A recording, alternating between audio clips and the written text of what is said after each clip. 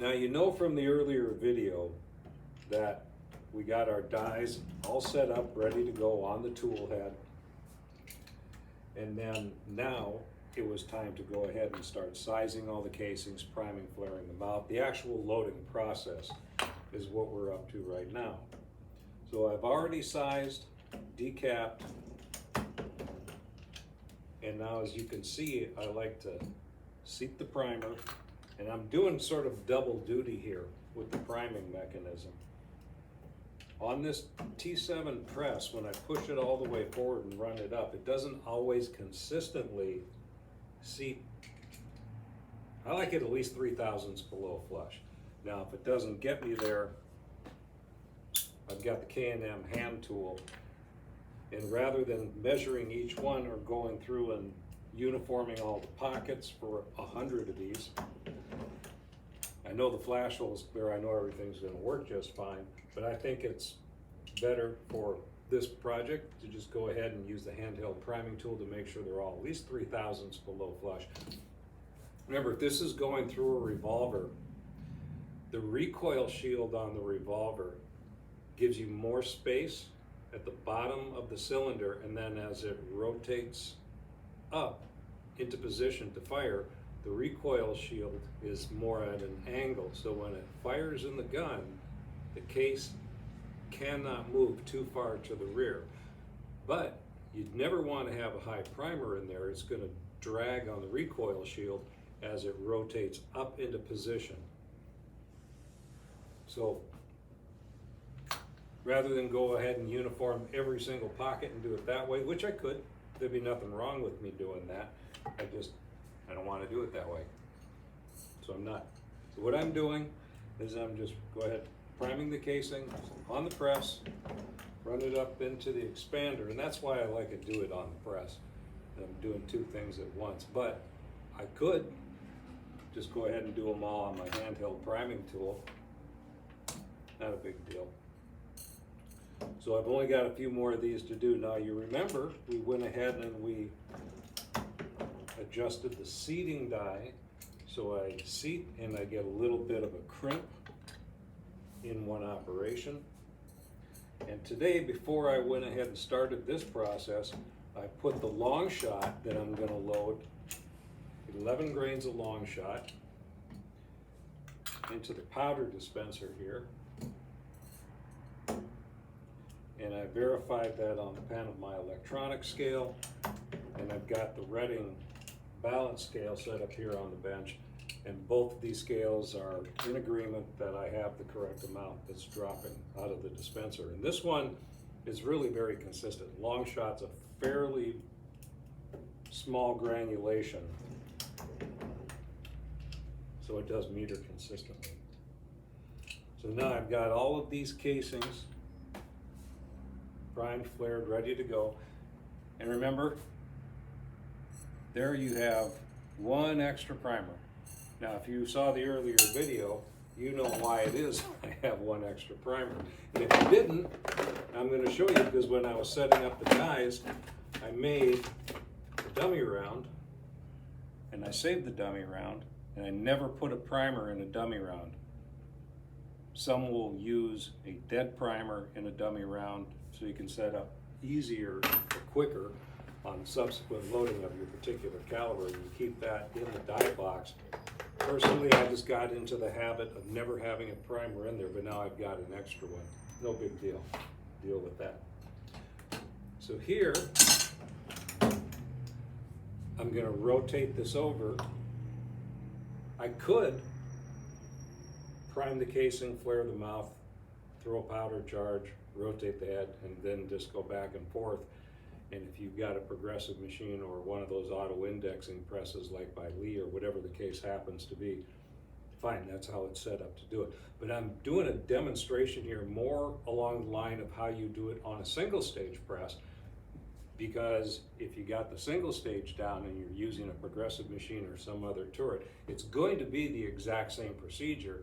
It's just a matter of what's all taking place at the same time or just one step at a time. So that's more for teaching purposes than it is anything else. So now I have a whole bunch of casings primed. By the way, I'm gonna point something out here. These load blocks that I've got, they have a hole there on the bottom.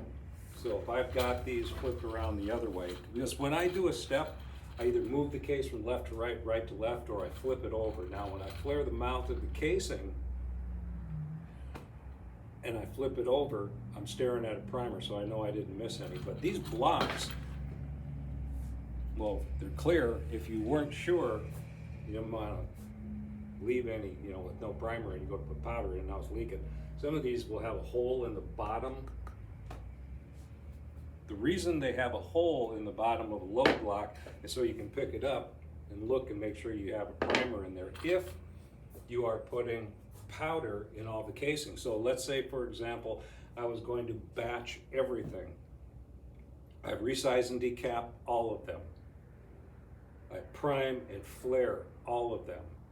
Now, and in some reloading books, it will tell you, go ahead and put a powder charge in each one, and then you're going to take a flashlight and you're going to go through and you're going to double check and make sure you didn't miss one. Make sure you didn't put 2 powder charges in one, pick up the same case twice. Bad things happen. Stuff like that happens when you put 2 powder charges in a case instead of just one. But we're not going to do that, because the way I'm going to suggest that we do this is you size them all, decap, put a primer in it, flare the mouth in the second step, and now when we go to have our seating die all set up first, and it's going to seat and crimp in one operation, I grab one casing here, right?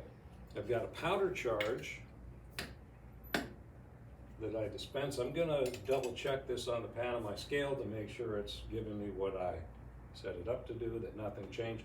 I ran a few of them. I got this adjusted to drop what I wanted to, and then I throw like 3 or 4 in a row. And the first many, I will check every single powder charge. And then once I'm comfortable that it's throwing spot on every single time, I'm not going to check every single one, but I will spot check every 5 or 10 or something like that. So that gave me what I wanted to. Dump that into the casing, grab one of my projectiles. Again, it's a 41 cal 170 grain jacketed hollow core.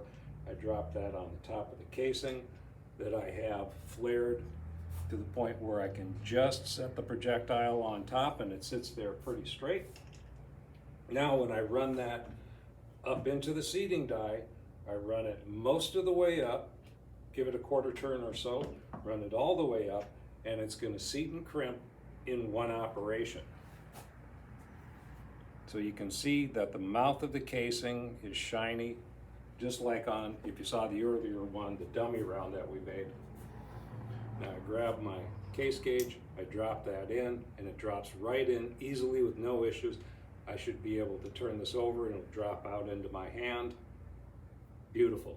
So there is the first of 99 41 mag that I'm going to be loading here. So we're going to set that one down. Actually, I'm going to put these in the box I'm going to put them in as I do this. And I can, you know what, you can, here's another, it's just such a simple thing, but you can drop them in with the nose of the projectile up, or when you go to the range, and sometimes it's not as easy depending upon what the projectile is and how tall it is inside the box. A little bit easier if you put them nose down, because it's just easier to grab the rim of the casing.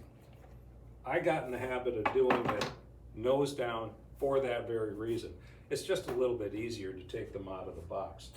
So we're gonna set another one here, grab the pen. I'm gonna weigh each one for the first many, just to make certain. Again, this older powder dispenser is throwing spot on. You come across old equipment, don't just discount it as in blow it off because it's old. Sometimes this older stuff is better than the new. Dump my powder charge in there. I always give it a little bit of a tap just to make sure it all goes in. Put the case there on the shell holder. Grab my Sierra, put that on top again, run it most of the way up, turn it a quarter turn, run it all the way up. seat and crimp, one operation. Again, I will double check it in my case gauge. Drops right in, falls right out. I don't have any issues with that. So now this is the part where it just gets a little bit repetitious. As you're doing this, after you've done however many and your mind starts to wander, maybe you want to take a break, you need to still pay attention to what you're doing. Mistakes get made, when your attention turns to something other than what it is that you're doing. So again, not a whole lot to this. It's pretty simple and straightforward. My procedure, I throw my powder charge. I grab a casing. I'm looking at the scale. It's verifying it's giving me what I want it to. Drop it in the case. Grab a projectile. Put that on top. Run it up most of the way. Lower it, quarter turn. Run it back up. Seat and crimp in one operation. Drops into the case gauge, fine, turn it over, drops right out, no issues. And just repeat to your heart's content. I'm gonna have 99. So drop a comment down below. What should I do with that one spare primer? Thanks for joining. Happy trails.